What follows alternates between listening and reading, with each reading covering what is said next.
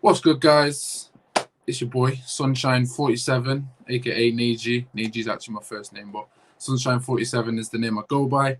Thanks for joining. I mean, it's been a tough couple of days. I've been watching so many great streams, and it got me thinking about how I feel about this current Manchester United team and where we're actually at right now.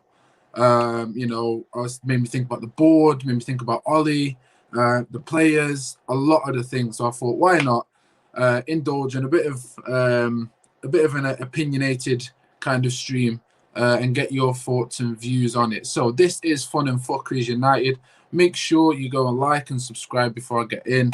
Appreciate you guys joining in. I know it's a midday thing. I wanted it to be a midday thing, so I didn't want it to be something quite big. I just wanted to create a little bit of a vibe for you guys, just to make sure things are good. Ankit, thank you for joining, bro. It's going to be a quiet one today, but I had a lot of stuff on my chest that I wanted to get down to, man. Especially with Europa League coming up now. So let's see if we can pick this Manchester United team apart, the club, and see where we are actually at, and get some opinions and views. So do stay in touch. Please share this, get it out there. Yeah, man, let's get into it. Let's see what's good, man. Let's see what's good. So, first and foremost, obviously, we had a poor result against West Brom.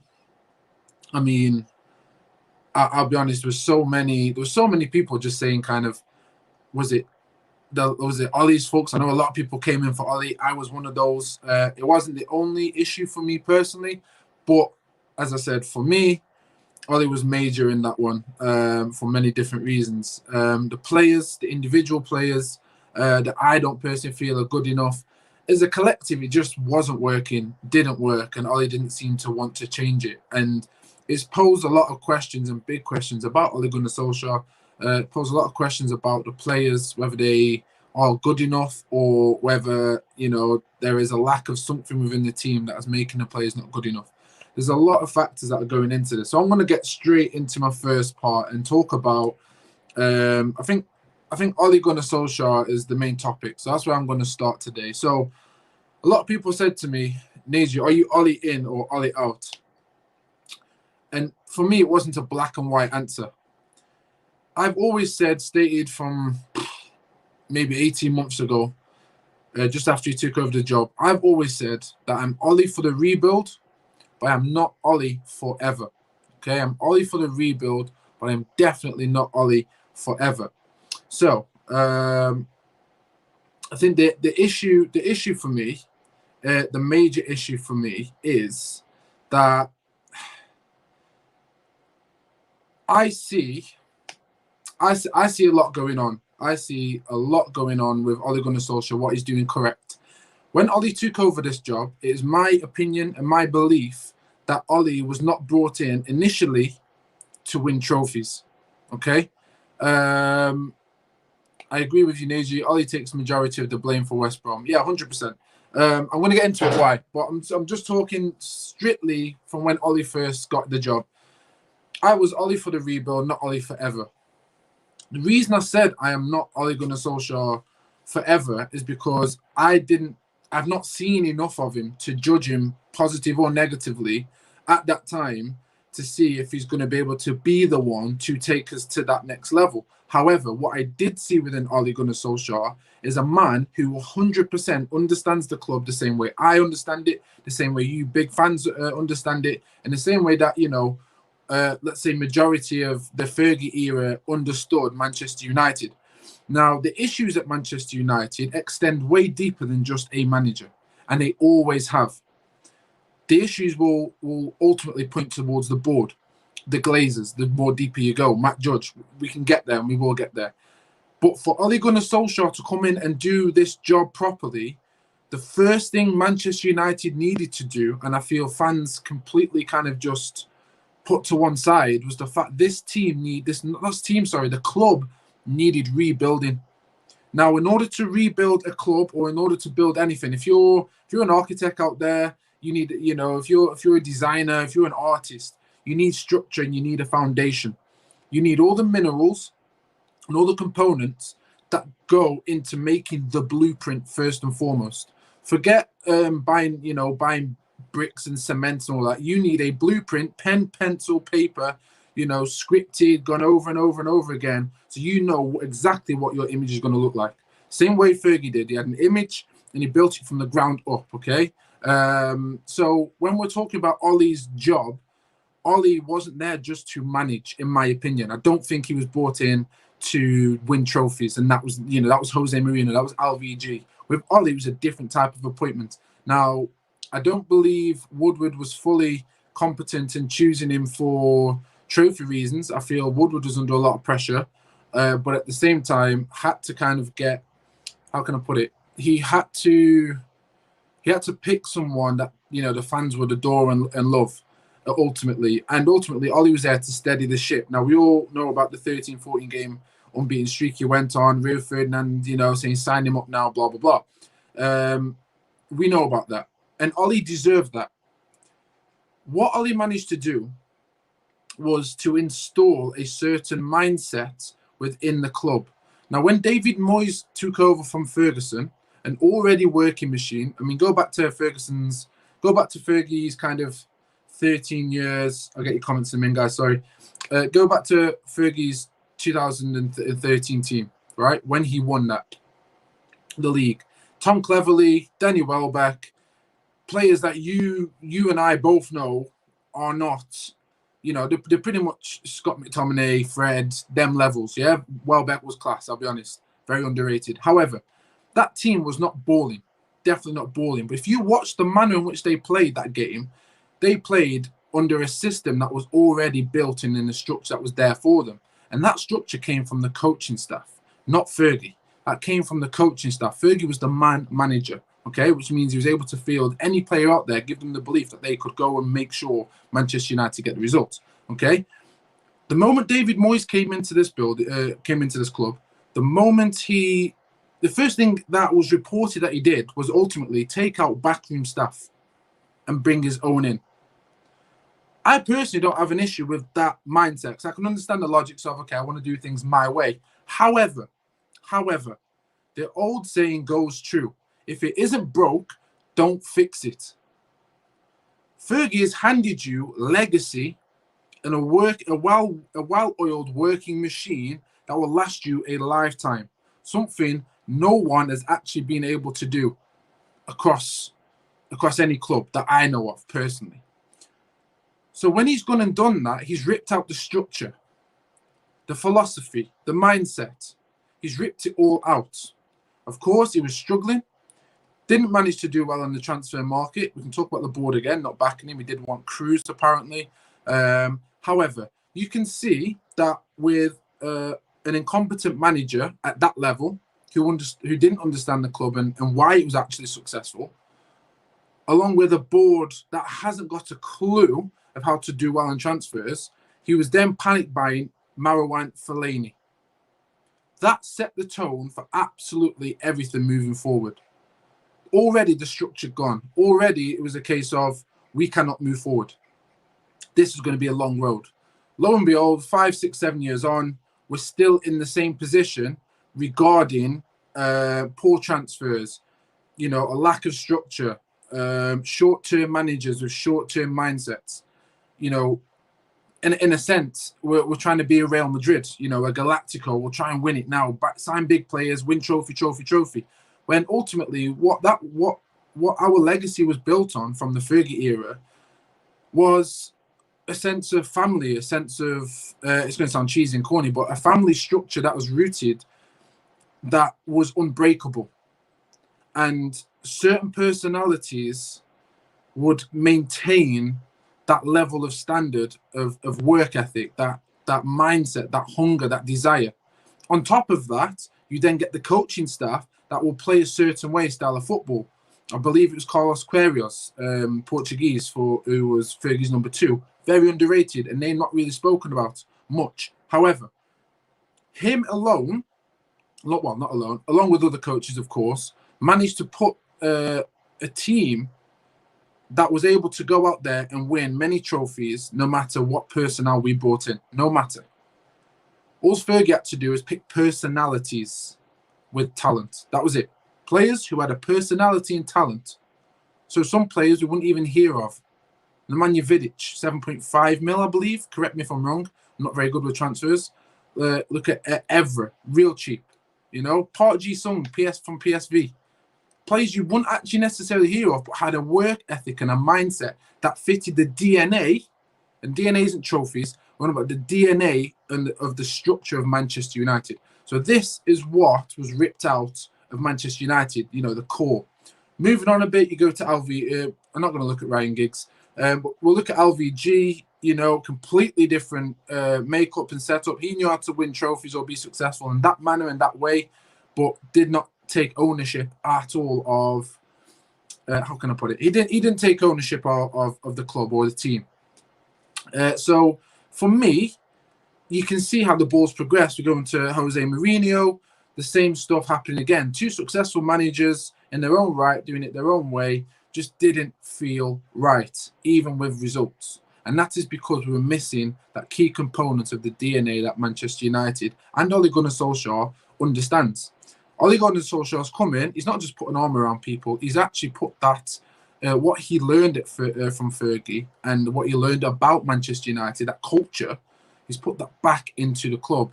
And he did that in his initial stages. So from that, he's then got the players playing for him. He's then got the club feeling much more like Manchester United in that respect.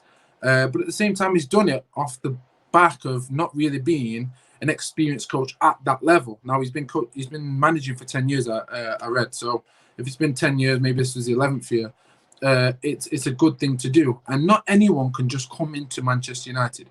And that's part of the downfall or the side effect of Fergie leaving, because no one can emulate him. So what we need to do, in my opinion, is to emulate a new structure based on the same or similar foundations, which I feel Ole Gunnar Solskjaer managed to do. Hence why last season, when he wasn't getting backed, he got Maguire. He got Maguire in Bissaka, so he got backed in that respect. However, there were so many additional things that were needed to happen in terms of players to go and everything else that didn't happen. And that wasn't on Ole. And Ole's had to ultimately bend, in a sense, his own ideas or his own philosophy to then go and put forward his, how can we place it, his ideas into getting the results that we needed and playing in a way that has that never die attitude, you know? And last season, he managed to do that. He massively managed to do that. He jumped on board. Ole Gunnar Solskjaer was like, right, okay, in my opinion, took the ball by the horns and just made it happen. Yeah, so he got to third when everyone was cussing him and getting down. And if you remember, when Ole Gunnar Solskjaer got us to third, pundits, ex-players, other coaches and other teams started to actually put respect on Ole and respect Manchester United in a way where they were actually saying, oh, you know what, like, they've got potential now, they can actually go places. And it wasn't bullshit. It definitely wasn't bullshit. Excuse the French. This is how I am, just honest and raw. But he made those guys and made us fans feel something that we haven't felt for a while, and that was hope. Ole Gunnar Solskjaer gets the most credit at that level. No managers managed to do that. He made something feel similar to what we are used to, what we're accustomed to. Ole Gunnar Solskjaer did that. With his back against the wall, with fans saying Ole in, Ole out, he had the most patience. Now, he's a Manchester United fan. I know, well, I don't know because I can't say I know. I have a strong opinion of the idea that if that was any other manager, they either would have walked or they would have turned their back on the players and the manager. Ole Gunnar Solskjaer is Man United through and through. So even with his back against the wall, he still came out top trumps. He still, even if he has to die on his own sword, he comes out. And he came out. And after doing that, it was then a case of, right, he has done everything he can at this level, even though he's not been supported and backed in the right way by fans, by the board, etc., etc. Gets to the end of summer, it's a case of, right, we can kick on for next season. I know every blood clot fan out there, 100%, I'll get into your comments in a second, guys. I know every fan out there definitely felt that we could go places the season after, i.e. this season. It was treated that Ole Gunnar Solskjaer quite clearly knew what type of players to bring in, what type of mindset, that we needed a new structure, we needed a new foundation, and that he was clearly en route to building that, right? So if he's actually going en route to build that, then ultimately he's doing a great job. However, there is the backside of it, of the board. Now, it is my opinion again, based on, because I'm not a journalist, so we can only go off the journalists that we know of, as Fabrizio, Simon Stone, etc., etc. We can only go off those guys and what we're hearing, and maybe if you've got personal ties to some footballers or inside information, then well done you, kind of thing. And at the moment, we've got a. Let me just get into the comments, guys. I know you've been smashing them out. I've been patient, so I'll read them out for you. So it says, Ollie being experienced at the high level isn't the final article tactically. He has tactics, but we rely on mentality, morale, momentum under Ollie. I fully agree with that, and that's something I'm definitely going to get into, brother. So thanks for that. Another one. I know Ollie has made improvements, but some things need to be addressed. So yeah. So I'm just giving you a little bit of a timeline there, Prince. Appreciate the comment, by the way. I'm giving you a little timeline, Prince. I'm going to leave that comment there because I think that's massively important. Ankit, I did see your Mason Greenwood, and I will get onto that. So I'm going to go through a little table of structure of the team and how we're set up and stuff. So yeah, as I said, as I'm looking at Ollie at this moment, he now deserves backing. It's all on the board. Now the board made an absolute shit show of the summer transfer. We all know it. Whether you want to accept it or not is a different discussion. But what you know inside, they messed up massively. Okay, no Sancho. It was reported that Ollie wanted Sancho the moment we won against Leicester. So I know 100% based on David Gill when we had him, he is already patterning that move up. Like, that's happening. Like, he's made it happen. So come the first week of the transfer, they're all in. Fergie had his signings in quick. Okay? The board, we've been struggling for the director of football for God knows how long. So the board are constantly putting Ollie under pressure. Unable to get rid of players, arguing with the homeless for a quid. Yeah? Like, you've got the money, you've got the finances to go and pay it and do bits. So go and do it. Yeah? So they haven't done it. They haven't delivered. Panic buy Edison Cavani. They got lucky the fact Cavani has come round and is the person he is. Now, they will try and take ownership of that and say, we got you Cavani, look what he's done. Yes, you did get Cavani, but I guarantee you did it out of a panic buy, and you didn't do it based on scouting for over years. Hence why, if you look at Ole Gunnar's, if you look at Ole Gunnar Solskjaer's press conference and you read between the lines, he said the words along the lines of, we've been looking at him recently. Okay, listen to the words. I've been looking at him recently, or for a short while.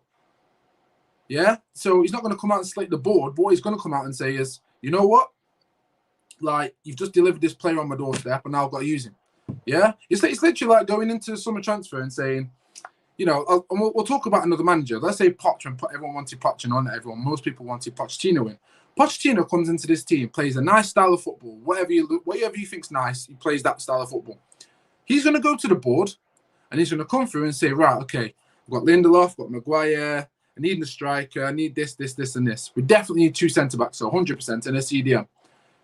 And the board go, yeah, mate, go on, yeah, we'll sort you out, no problem. Comes to last month of the last couple of weeks, the transfer windows, like, yeah, are they coming or not? Like, what's the angles? I need to prepare for next season. I'm like, yeah, it's all good, just a few bits and bobs here and there we need to sort out, And then come the last day of the transfer, man goes, bang, there's Hulk. And you're standing there thinking, what the f? And then the board expect him to go and win trophies or, maintain the standard of last season. No other board does that to any other big team that I know of so far. Unless you've got examples, I'm here for it. I'm going to get into the comments. So I know it's made improvement, but some things need to be addressed. So yes, we've read that one, and we'll definitely get into that. Where are we at now? Some news for you. Mason Greenwood signs a 4+ 1 year contract to United, 2025, 1 year extension clause included. That's perfect news. Thanks for that. Ankit, I love that, bro.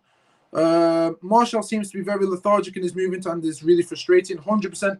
I'm going to move into the players now because I've had my little rant, but I'm going to get a bit more spicy. I've got a diagram of the last team that we played with, and then I'm going to hopefully make something of it. So our pressing is more of an individual, and as a unit, teams literally bypass with our press with ease. 100%. Well, this is a perfect place to move on into the share screen. So I'm just going to share the screen, guys.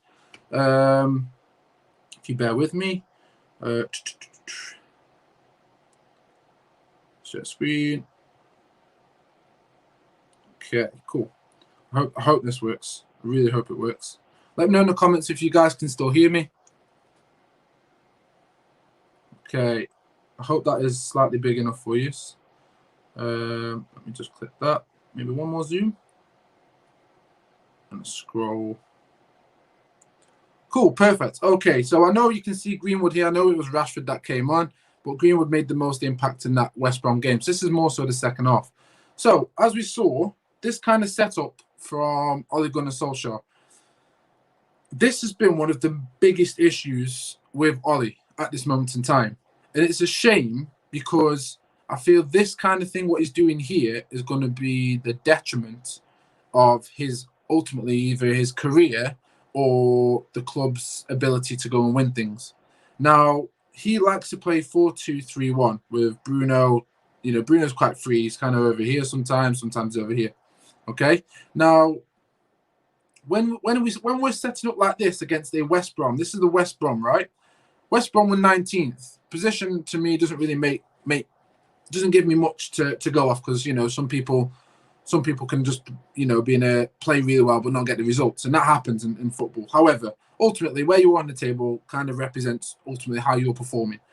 And West Brom were the most defensive team under Sam Allardyce.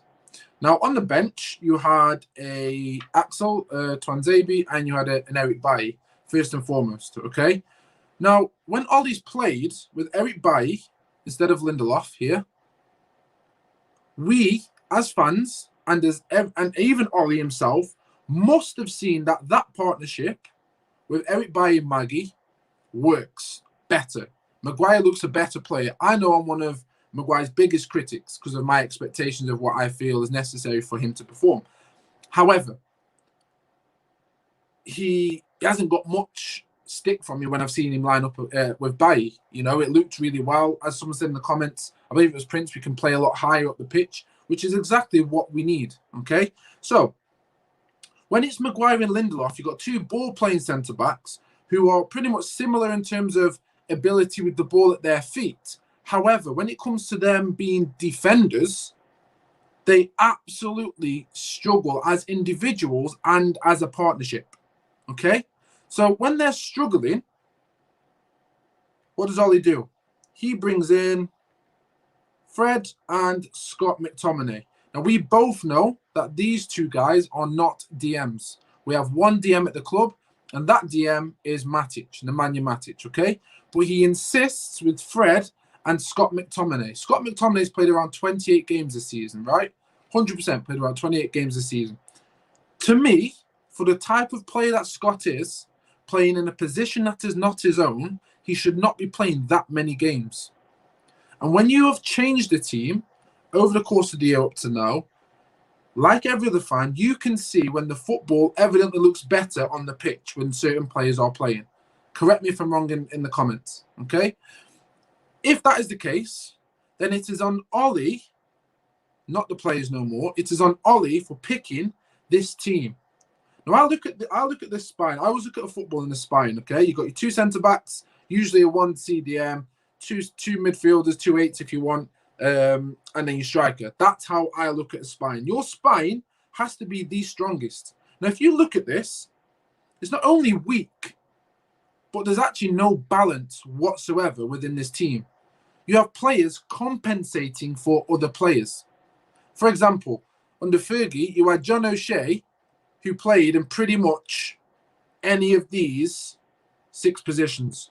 Right back, centre back, right sided centre back, left sided centre back, left back, centre mid, and I even believe he played further up into a centre midfield position once, and actually obviously chipped Arsenal's goalkeeper once, which was amazing.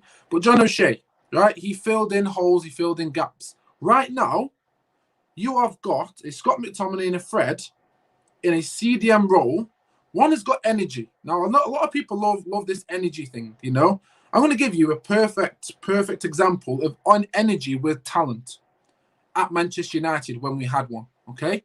His name is Park Ji-sung Park, whichever way you want to switch it around, okay? That guy had energy. We used to call him Three Lung Park. The guy had energy, did not make him the footballer that he is. But what he did have was ability on the ball. When he had the ball at his feet, he was able to get the ball moving into these channels with either one pass or one link up, one touch movement to get over this halfway line. Go and watch him, Park Ji-sung. Okay, so he was the energy. Yeah, he's like your modern day Kante, if you wish. Okay, he had the energy. Now, we don't have a player here, as we're looking at it, with energy and talent, because Scott McTominay is a box to box. He is best doing this, and it's fair to say Scott is only, let's say, only at his best when he's on the score sheet, because he's in the right areas picking up goals. A lot of people said it is similar to Lampard. I'm not saying he was the same as Lampard, really not. What I'm saying is he's similar in the sense of he picked up goals in those edge of the box areas, and he could finish. That is Scott McTominay. This 4-2-3-1 system would suit McTominay if we had a DM who was able to do this. One person to do one man's job, not two people to protect both of these two here. One person here to do one man's job, meaning, excuse me, get rid of that, meaning that this person's got free roam to keep doing this, okay? Now, here's another thing with Scott McTominay, me personally, I don't believe he's technically good enough, like some of our other players, to thread the ball to these guys and link up the play on counter-attacks. However, Ollie can insist on using him because he's thinking of protection of these two. Now, I'm going to change the name here. If I can, there we are. I'm going to put Eric Bailly. And this is hindsight. This is hindsight for me. This is hindsight. But this is a combination that we haven't seen when fit. This is assuming all players are fit, because obviously we can get into the intricacies of some players get injured, okay? But this is when players are all fit. What we haven't seen yet is this. Now, you can cuss it all you want, or you can go, yeah, this is too great, or it's imbalanced. We've already seen an imbalanced team. Now, when we look at individuals, because Maguire and Lindelof make so many individual errors in a game that, it's either leading to a goal or leading to adding negative stress on the team, okay? Tuanzebe and Bailly, the most calmest defender we have, and ultimately the most technically sound player on the ball. Bailly has no problem putting his body on the line in the right areas, but he also has the speed to cover any ball over the top. When he's got that ball in his hand, because he's so calm, as you've seen when he's been playing, when he's been injury-free, he's able to pick up the ball and drive into this space here, drives, okay? If it's Lindelof, the ball's going there, it's going to the keeper, it's going there, it's coming back to him, putting pressure on AWB, who needs a little bit more time on the ball, as we know. It's not looking good, okay? With Bailly, you get that every single time. You'll get the ball, you bring it up, you'll win headers. He is your rock, okay? Now, that in your spine is incredible. Tuanzebe, I'm not going to sit here and forget what he did against PSG. Why am I not going to do that? Because it was not a one-off. That is shown his ability off the back of nothing. Now, where Ollie's going to messed up is the fact that Tuanzebe, after that game, we all know that he should have been playing, but he still favoured Lindelof and Maguire every single time. It's evident that Tuanzebe's calmness on the ball, his ability to drive forward, and if you look at his passing is incredible. Well, not incredible, but it's better than what any other CB we've got. If you can feed the ball into this midfielder, you have two competent centre-backs that don't need to hold each other's hand, but would actually make each other, tick. To me, that's a strong partnership. And if Bailly gets injured, then of course you bring in Maguire or you bring in Lindelof. It makes more sense to me. So this is a hindsight, of course, guys. If everyone's fit, Tuanzebe is quite fit at the moment, unless shown otherwise, and Bailly is fit at the moment. So this could work. Now, when you have these guys on the pitch, because they're good on the ball, they've got a few more fast twitch muscles. They're a bit more reactive. They think a little bit quicker. They don't take too long on the ball. They're not hesitant. they can play a little bit higher, which means these guys can push a little bit on. Now look where Scott McTominay is. Perfect. Fred is in that centre mid role, which he actually plays more so than not.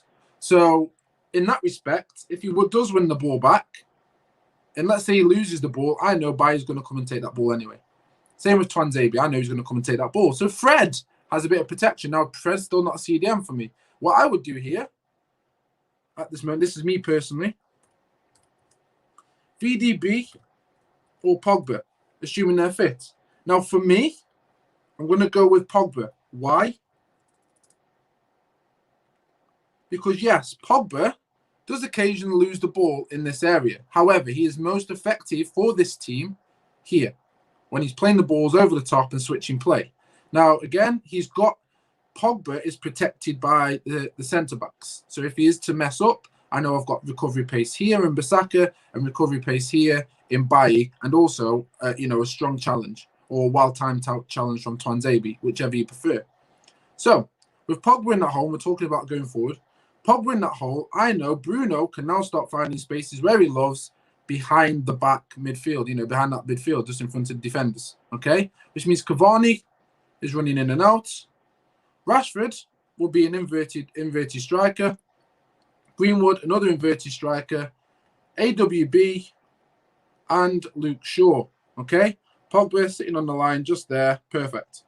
Now we know Scott McTominay is a box-to-box. He has the energy. So on defense, you will get this guy sitting behind Bruno. And when Bruno goes forward into the box, making the good plays, you'll get Scott McTominay in the right positions, as you've seen where Fred has been in these positions.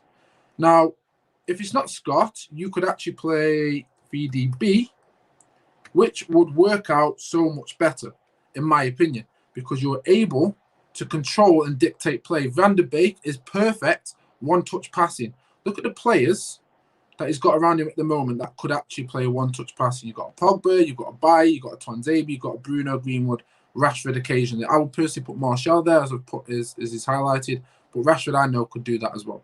I've seen it happen. So where Ollie's struggling at this moment is that he doesn't have balance. I'm going to bring this all back. And this is where transfers are so key. And this is where the board have let him down. Okay? So currently, we know it's Bissaka, Maguire and Lindelof. Now, the talk at the moment, if we're being honest, is that he's trying to find a partner for Maguire, which I think is totally bang out of order. However, if he's got attributes of Bailly, there is a bit of potential for Maguire to play. Shout out to you guys in the comments. Let me get you guys in. So we've got a Mick-Fred pivot could still be effective if Ollie allowed them to get forward. I agree. Maguire plays on left wing, but Mick-Fred, there we go, rest it up there. Mick-Fred rest at the halfway line. Perfect. Completely agree with you, Neji Ankit. Just my opinion, but I wouldn't play Pogba as a DM. Prince, we're going to get into that in a second, bro. I think he'd be a lot higher, so more so in the midfield range. But again, I'm talking about a centre. If our spine is strong enough from the back to the front, you can release that midfielder of duties of defending most of the game ultimately, rather than protecting them. And Ishmael Anderson, well gone, bro. A bit late to the live. Man's in the bath. Appreciate that you're in the bath, bro. Sit back, relax. Just talking about our future and where we're going for Ollie. Now, I'm going to get back to our team, where we're at. I'm going to put Linda there. Vicky Linda. Do not rate the guy at all. Right, so at the moment, this is our back four. Now, let's go off the rumours of what's going on, what we can try and predict what's going to happen. Okay? So, right wing, we currently have Diallo, and one of our main signings that potentially would have had was Sancho. So I'm going to put Sancho in there. And what I want to show you with this new lineup and with these potential signings is one, not only the technical ability of these players, but also the mindset attached to these guys, okay?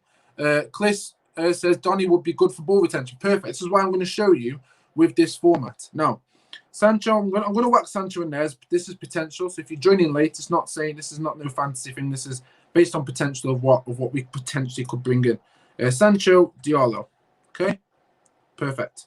Cavani will still be here next season for as a striker, I'm assuming. Bruno in that hole. I'll be honest, personally, you've got Rashford and Martial here. Now, Pogba, and this way gets tricky for me. Pogba is set to leave no matter what. That hasn't changed. So getting rid of Pogba means the way Ollie's playing at this moment in time calls for at least another style or system. Because when Pogba goes, we'll not be able to make that ball over the top. We've got no creativity from depth. So we're going to have to start playing a style of football that can penetrate low blocks. That is what we're going to have to work towards. And so far, this is where most Manchester United fans are getting frustrated, because they can see that for the future, we won't be able to play this style of football that we're playing without a Pogba. Because this team is based on individual, imbalanced players, which is fine. But as we've seen, when Pogba is not playing, that individual brilliance that we rely on so much in so many key areas of the game is going to be, it's going to be short-lived, because next season we're going to need a strong 11 and we're going to need to be able to work a system and a formation. Now, I'm going to bring you back to the formation that Ollie used to get us third last season. He actually played most of the game from a heat map, basically. He actually played more so with one DM in Matic, okay, which I feel, in my opinion, is what we're going to have to replace Pogba with, a DM. Not a Grealish. I feel we're going to have to replace Pogba with a DM if we're going to play a certain style of football. I would either go with Basuma or Ndidi. I doubt we'll be able to get Ndidi, but I think Basuma ultimately in that area would still be able to do a Pogba. If you want to go fully defensive, you can have that. I don't know how to spell his name, from Mönchengladbach. There's Zakaria Gies. I'm going to put Zach or Zakaria. Correct me if I'm wrong. I don't mind being corrected at all. Zakaria here, who is solid on the CDM role. Now, Van der Beek at Ajax, he plays here most of the game. That's his heat map here. This is Van der Beek. He's not a 10. He's not here. Okay? He plays here. Because what he actually is able to do is a bit like a Michael Carrick without the passing range. He is able to split the midfield with one-touch passing and allow space for everybody else. He is a key component in a team which is like a bit like, how can we put it, Manchester City or something like that. So ultimately, I'm going to go with Ollie's 4-1-2-3. Okay. Now Bruno, as we know, will play a little bit higher. Van der Beek pulling strings here. Now I'm going to take Rashford out of here. I'm just going to leave Martial. I'm going to leave him there for a reason. Okay. Not because I don't think Rashford's good enough and Martial, but what I do believe is Martial has a certain set of skills in the football type that would be more accustomed to the way this team I'm going to set up plays. Okay? And Cavani also up front. And if you want to change that for Haaland, you can. I don't think we'll get him, so I'm not going to put him in there. AWB, I'm going to swipe here. I'm going to put Max Aarons, just for the potential people that we can bring in. Max, I'll just put Max A. There we go, yeah? I just double R-O-N-S, but it's long.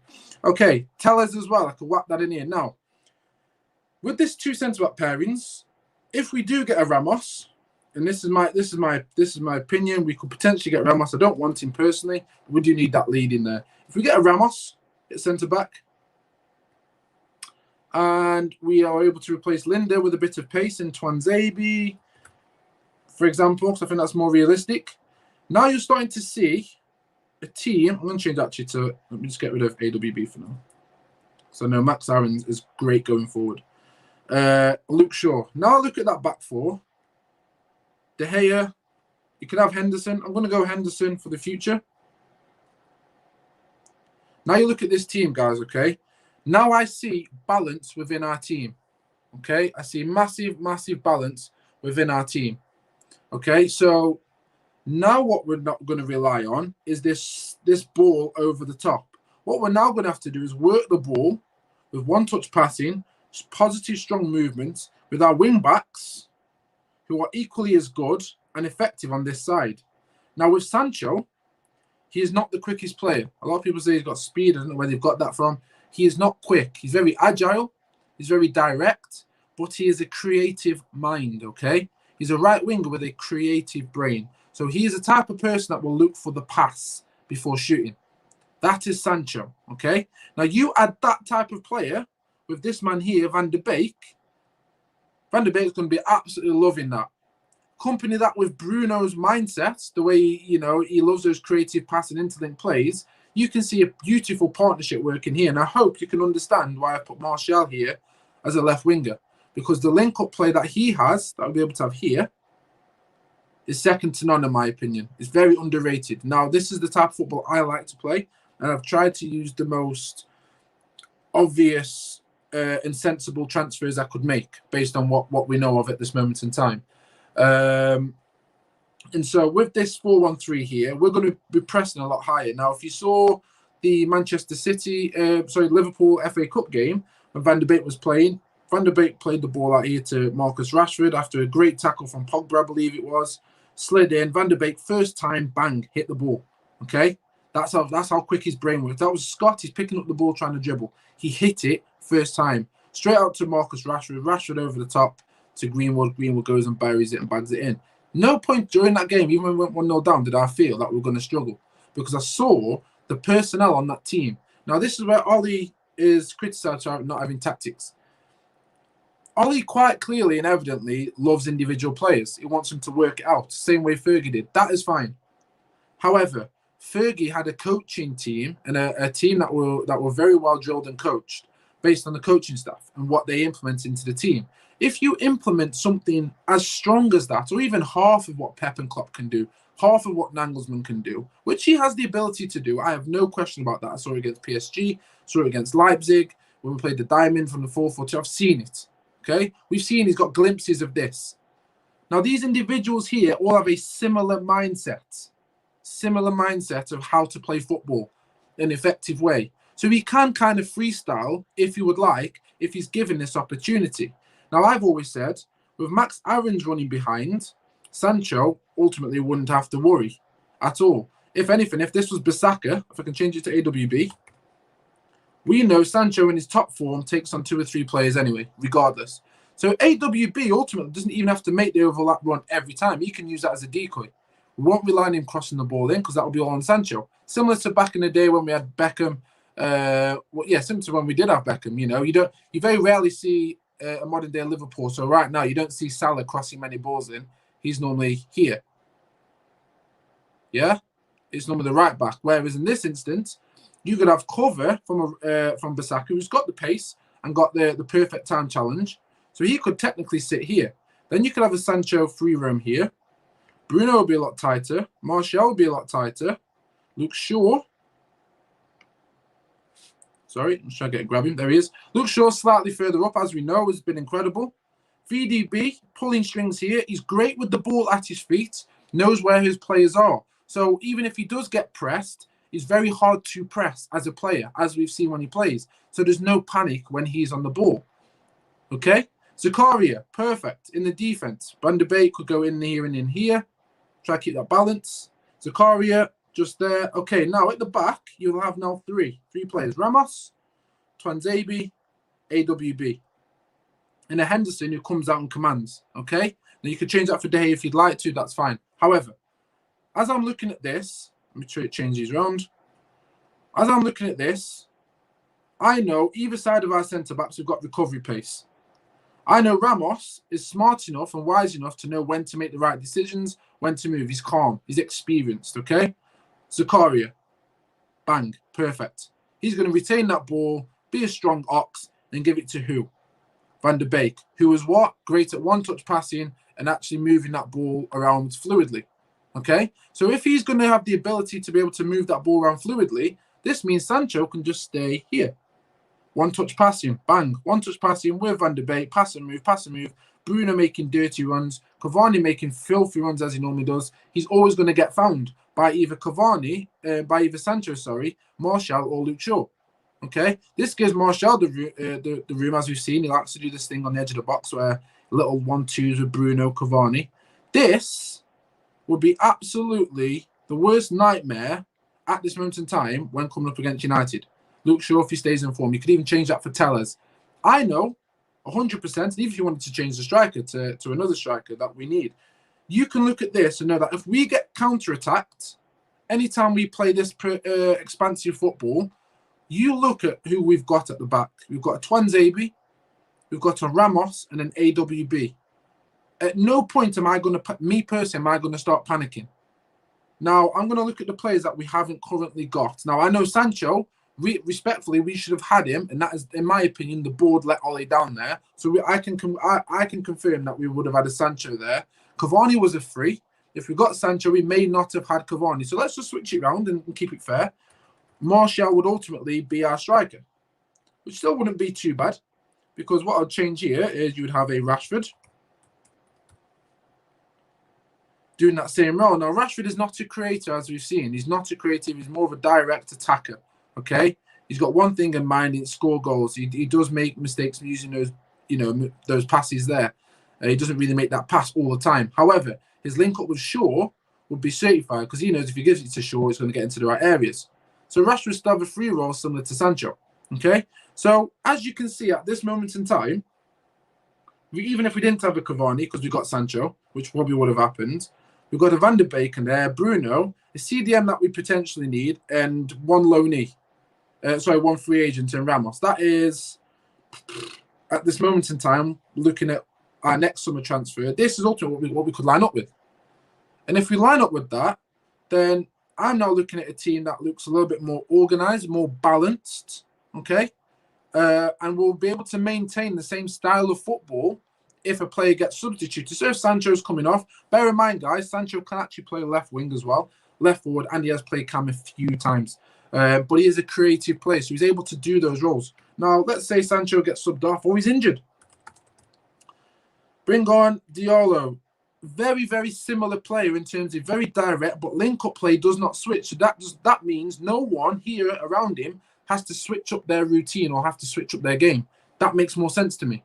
Then you've got a system that you can build around, and that in my opinion, is strong enough. So Diallo comes on. Let's say you haven't got your striker. Oh, okay. Let's say you don't really like Martial. Greenwood. As we know, Fox in the box, he can learn his trade. He's still learning, still doesn't end up in the box in the right areas, but you've seen glimpses of Greenwood as a forward. No one's going to complain of Greenwood being a forward when you've got this type of creativity from the right and left. It's not all one-sided.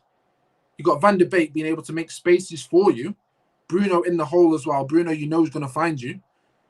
You can start to see that no matter who you bring in, no matter who gets substituted, you can start to see balance.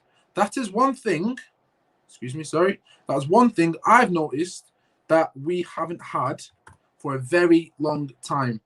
Now, a lot of people are talking about Grealish. I'll be honest, Grealish does not replace Pogba, in my opinion.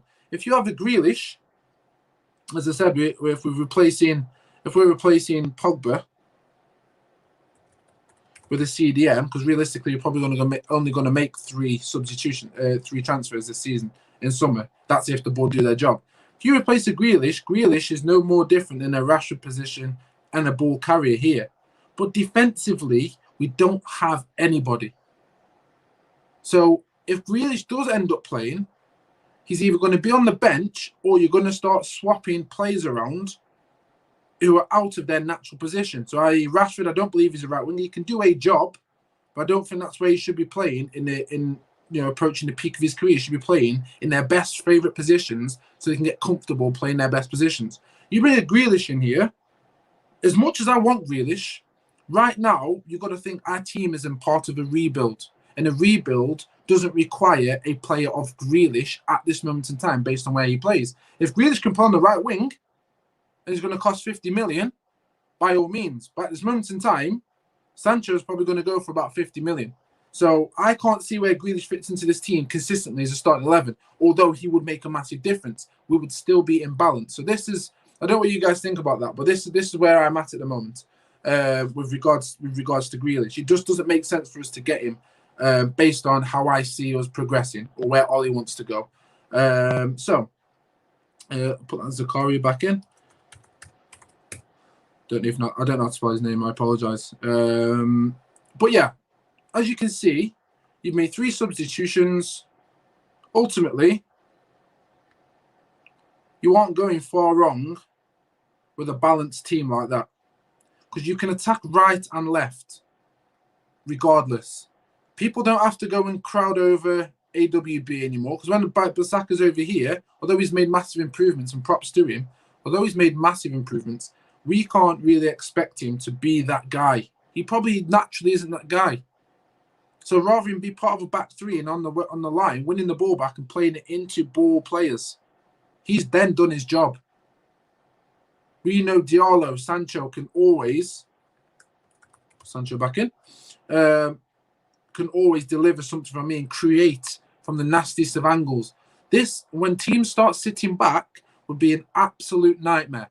Now, if we turn it around and we're on the defense, we're on the back foot, you can start to see that from a defensive shape,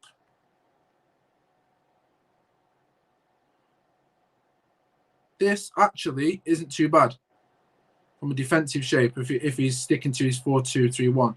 Now, Rashford's work rate is poor, so these are players where if you do have a Grealish, I would replace Rashford because Grealish would definitely get back without a doubt. And if you do end up selling Martial, Cavani in there, Cavani work rate. Now, if you're playing a high press, I'm pretty sure Sancho, Cavani, Bruno, Van der Beek, Zakari could all do a high press. Not a problem. But if you are playing an attacking team and an elite team, I still don't think this team's going to struggle. I think it'll be an end-to-end game. But then you do want to involve individual brilliance. You know Ramos is going to be dictating that back line easy. You know 100% Twanzebe, as you've seen against PSG, is going to come through and be like, you know what? Not bad. Like, I can handle this. I can handle that. Got the mentality. Okay, there's a never die mentality. There's no sheepishness. There's no back passes to the goalkeeper. There's no lack of confidence within this team. As I'm looking at it right now, so there is a mindset that is attached to certain players. Now, when I come to Lindelof and Maguire, they don't have an elite mindset. They're subconscious, and you can see it in their behaviors, their subconscious body movements, everything. They don't have that elite mindset. They have to force it. I've heard it in his press conferences. It's not natural. We cannot be surrounded by players who have this. We can't be surrounded by it. And I've done athletics at the highest level, competed internationally. I've seen born winners. I understand and know what they look like. I've been around elite athletes of many sports. There is a certain mindset that you can just tell that they have. And that mindset is so potent that people think it's irrelevant. Having a certain mindset is contagious. When you can see it, like when you look at Bruno, you can see it and feel it. Those players must be able to feel that on the pitch.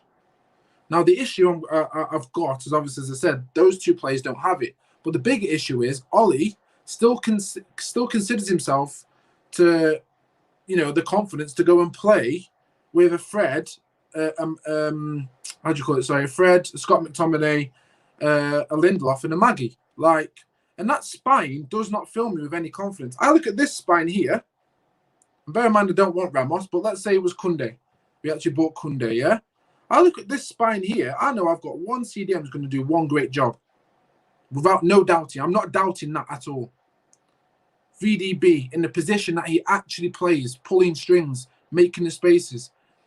This, to me, looks so much more advanced with realistic options that we can go for in the transfer market. Will the board back him? I'm going to stop that, guys. Will the board back him? It's left to be desired. It's left to be seen. I don't think, personally, the board are going to back him. And this is my point why I say about Ole Gunnar Solskjaer. I always said Ole for the rebuild, not Ole forever. Ole seems to know what type of players to bring in. He wanted the Sancho. I can see how it would have worked. Looked at Diallo. Okay, Maguire didn't work out, but we can all run a list of players that didn't work out at big clubs. Even now, Pep Guardiola, Ake, where the hell's he? Mendy, where the hell's he? Not spoken about. Maguire didn't work. Fergie had a Sebastian Veron. He's got a flipping legend card on FIFA for crying out loud. I know some people who don't know Veron may know him from that, but that gives you the scale of what type of player he was. He's well thought of. Fergie bought him, didn't work out, got rid. There's no reason. I'm not saying Ollie should. Well, I am saying Ollie should get rid of Maguire, in my opinion. But there's no reason Ollie can't be ruthless if it means it's going to help the team go forward. He's got a board that is not going to back him. He's picked a person that is not captain material. That must filter in to the whole team. And that is one of the biggest issues that I feel is going to hold Ollie back from actually reaching the potential of going big places and doing very, very well. At this moment in time, I feel he's overly loyal. I posted a tweet the other day. I said, the difference between Fergie and Ollie, for me personally, is that Fergie was first loyal to winning. Then he was loyal to the team, as in the club. Then he was loyal to the players. And then he was loyal to his wife. It was all in that order. Now, take the banter out, take everything else apart. That is something Ollie hasn't got. And it's something that he needs to develop, if me personally, as an opinion. It's something I feel Ollie needs to develop in order to go and make that next step. The board need to back him, but they don't back managers.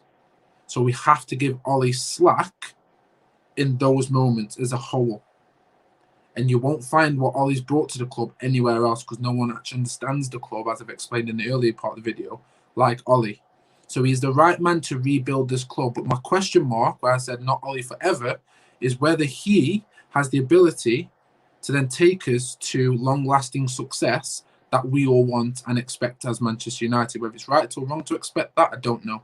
But if he's able to do that, then what we need to understand is he's going to have to make some big decisions and big changes and start to actually trust certain players that he's got already to go and do a job. Because what's happening right now is that he is discrediting himself and actually tarnishing his name game by game when he selects these certain individuals. So that was my show. I hope I've given you something to think about based on my own opinions. By all means, if you agree, wicked, cool. We'll probably get on really, really, really well. If we don't agree, we'll probably still get on really well, but let's have a conversation. Let's have a debate. Ultimately, I'm a Manchester United fan, passion with a fashion. Don't call these fashion. I just love glasses. They aren't even real, you know. They aren't even real. I just like glasses. Anyway, that's my modelling side. However, for me, as I said, I just want Manchester United to be great again. I'm sure every other fan out there does. If you do like what I've put out there and you do actually like what I've given you at this lunchtime, then please like, share, and subscribe. Give me a comment. Slide in the DMs on Twitter. Not for those reasons, for footballing reasons, of course. And yeah, man, let me know what you think. Let me know what you think. That's been Sunshine 47 for you. This is Fun and Fuck Kries United. Like, share, subscribe, do all of that. Let's see if we can get to at least 10 likes on this video.